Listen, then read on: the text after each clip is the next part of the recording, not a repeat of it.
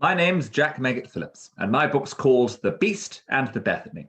It's about a young 500-year-old, a carnivorous beast, and a child who's going to be eaten.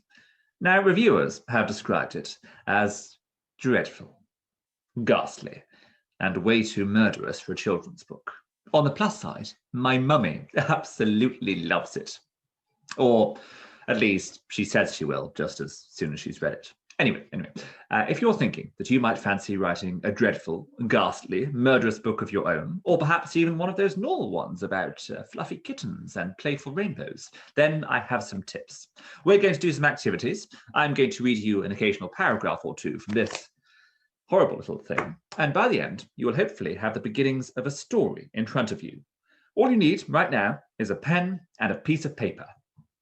Now, whenever I start a book, I always take a moment to sit and think, what could possibly go wrong? I don't mean that in a sunny or cheerful sort of way. I literally sit and think about all the things that could go wrong for my characters. Because you see, it's marvelous when things go wrong. Not for you, of course, nor for anyone you care about in the real world, but in the land of fiction, it's pixie dust. Sherlock Holmes trips over a body in the library. Macbeth bumps into some witches. Paddington Bear loses his hat. There are so many stories that are driven by something going terribly wrong. Fiction begins when things go wrong. But in order for things to go wrong, you need things to be going right for a bit at the very beginning of the book. So, right now, I want you to go to your happy place. Close your eyes, take a few deep breaths, and really try and transport yourself. You can even say om, if you think that would help. And really try and think of seeing the happy place in front of your eyes right now.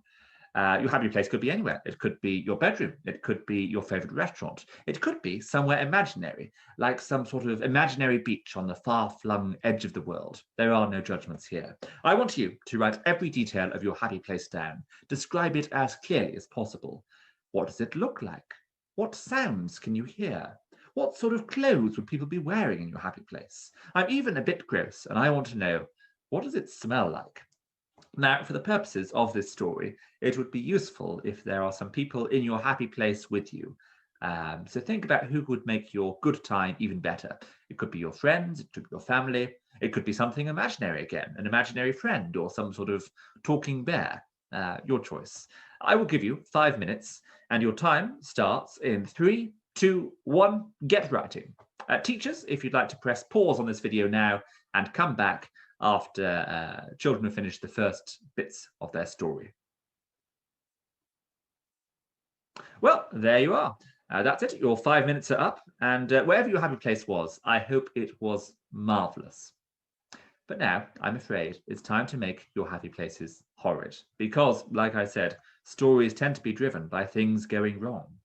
The action of The Beast and the Bethany is all driven by a greedy, hungry creature making an unspeakable request of its manservant. The book starts with the man very much enjoying his life. Ebenezer Tweezer keeps a beast in the attic of his mansion, who he feeds all manner of things, everything from the crown jewels to his pet cat. And in return, the beast vomits out presents for Ebenezer, as well as potions which keep him young and beautiful.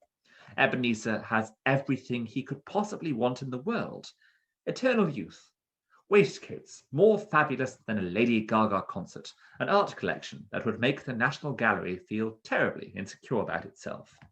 However, when the beast grows ever greedier and demands to be brought a juicy child to eat, his whole life is turned upside down, and his paradise is poisoned. Now, perhaps I'm a bit of a cruel and nasty so-and-so, but I think part of the fun of writing anything is to push your characters to the limits. It's not just about finding out their dreams and aspirations, but their flaws and nightmares too. So, just like poor Ebenezer, it's time for us to poison your paradise. Following your description of everything that makes your happy place, well, happy, I want you to write the words, but then, and really try and write it in a sort of but then sort of tone. After the but then, It's up to you. I want you to think of what would make the happy place horrid. What would be the one thing that would absolutely ruin it for you? Is there a person whose company is so odious that they can make you feel uncomfortable in your own bedroom? Would a certain smell ruin a meal at your favorite restaurant? Is there a type of mythical creature who could ruin your weekend at the imaginary beach? So, just to repeat, in your next few paragraphs, you're going to write or introduce something that ruins your happy place. So if you start writing in 3, 2, 1, you have another 5 minutes to make things go wrong. Teachers, if you pause the video now and come back after the children have finished this part of the story. Your time is up. So we have your beginning, which is a dazzling, charming description of everything that makes your happy place happy. We have your middle, which is where something rather beastly happens. Now then, what are we going to do about the ends of your stories? I've decided that I'm going to let you decide. You can make this into a tragedy, and the bad thing that's ruining your happy place becomes even worse. Or you can make this into a happy and uplifting story, where you, or someone else in your story, manages to return the happy place back to a paradise. Perhaps the odious person in your bedroom isn't as odious as you first thought, and you become great friends. Maybe that smell in the restaurant goes away when the evil farter in the corner is sent out of the place. Maybe you summon a mythical creature even more powerful than the one who came to ruin your fun on the imaginary island in the first place. I shall see you for one final section in a bit.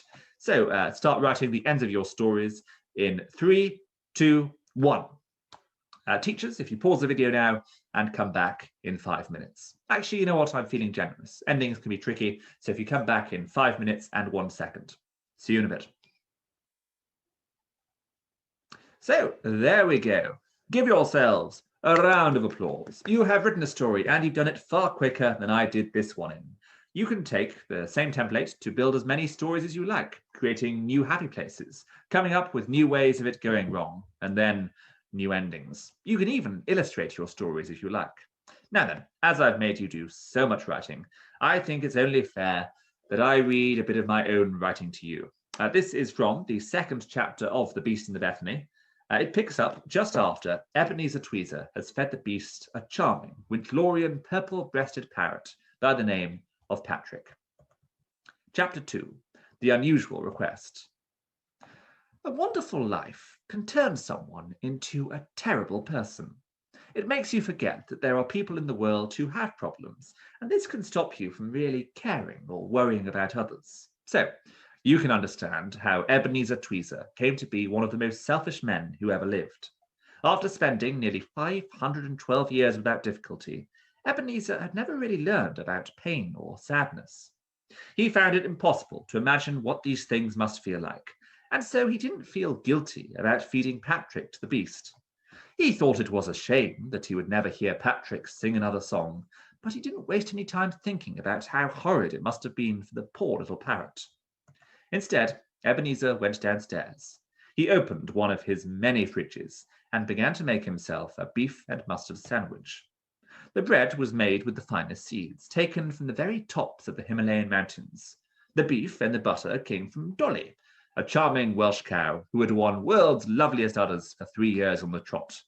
The mustard had been made using expensive white wine and rare black truffles. It promised to be a splendid sandwich.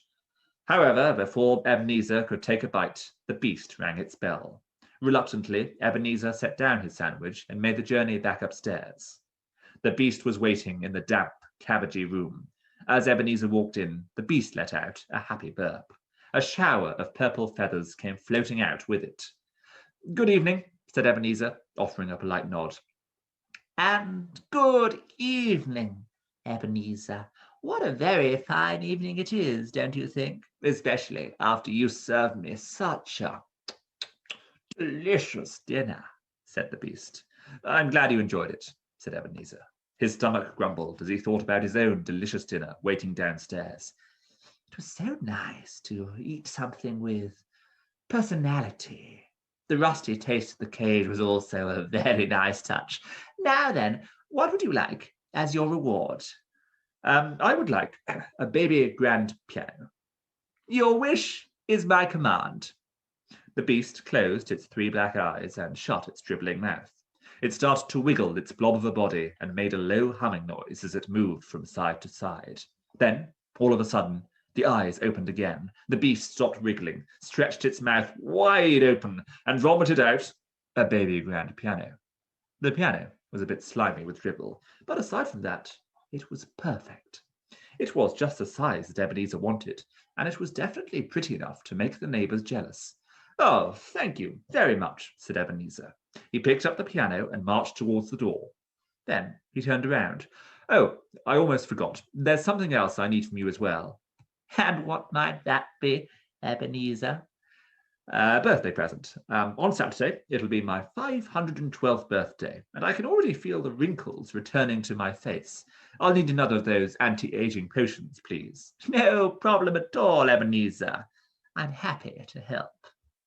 The beast closed its 3 eyes and started to wiggle again. But then it stopped. "Is everything all right?" Everything's superb. But I've decided to ask you to do something for me before I give you this year's potion. I want you to bring me another meal." Ebenezer sighed. He wished he'd asked for the potion before the baby grand. I might not be able to get you another Wintlorian purple-breasted parrot. There are only 19 left in the world now," said Ebenezer. "I don't want one of those, so there's no need to worry. I already know exactly what I want to eat, and it's something I've never tried before." Ebenezer found this difficult to believe, because he had brought the beast all manner of things to eat.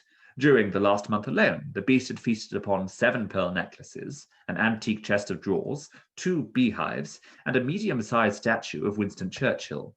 "Is it something rare?" asked Ebenezer. It's not rare, but it is rarely eaten," answered the beast.